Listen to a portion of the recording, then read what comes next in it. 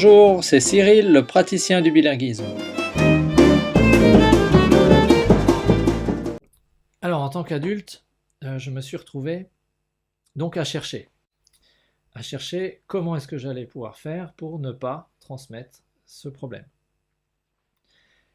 Et la réponse est venue plus tard, en 2002, dans une réflexion que j'appelle toujours l'individuel système, c'est-à-dire moi je cherchais une solution à mon problème, mais ce problème se déroule dans le cadre d'un système beaucoup plus large, qui est l'État français, avec sa politique linguistique, avec son système scolaire et avec les possibilités locales.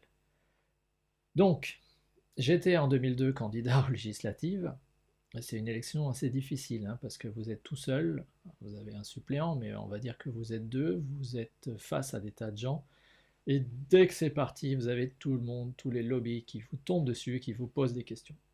Et ils vous posent des questions du genre « Qu'est-ce que vous pensez du maintien de l'alsacien? Quelle est votre position sur les langues minoritaires? Quelle est votre position par rapport à ci et par rapport à ça ?»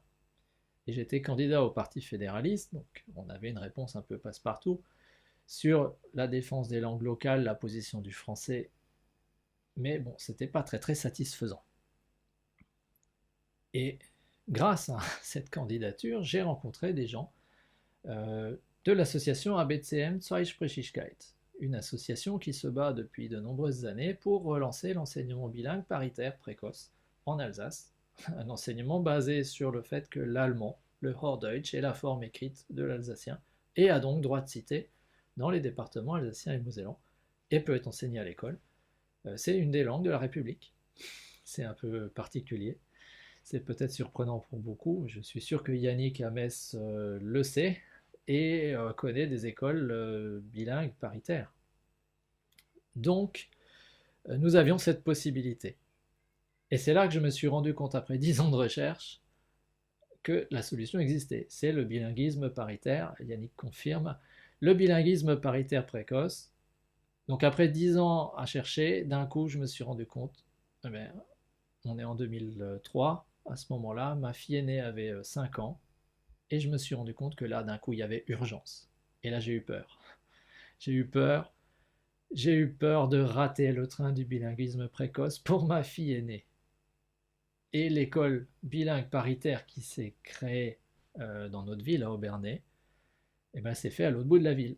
Et de toute façon, à 5 ans, c'est trop tard pour changer la langue de scolarisation d'un enfant de manière totalement artificielle, quand vous le laissez dans son cadre habituel, sachant que ni ma femme ni moi avons le niveau d'allemand pour parler aux enfants de manière correcte, sans faire trop d'erreurs de grammaire, et rendre vivant cet enseignement.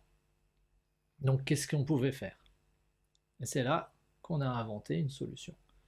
On a inventé notre solution en se disant, tiens, moi je vais parler espéranto, puisque cette langue avait la possibilité d'apparaître dans notre vie de manière assez facile, et puis j'ai fait simplement l'hypothèse que j'apprendrais plus vite que les enfants ne grandiraient. C'était Cyril, le praticien du bilinguisme.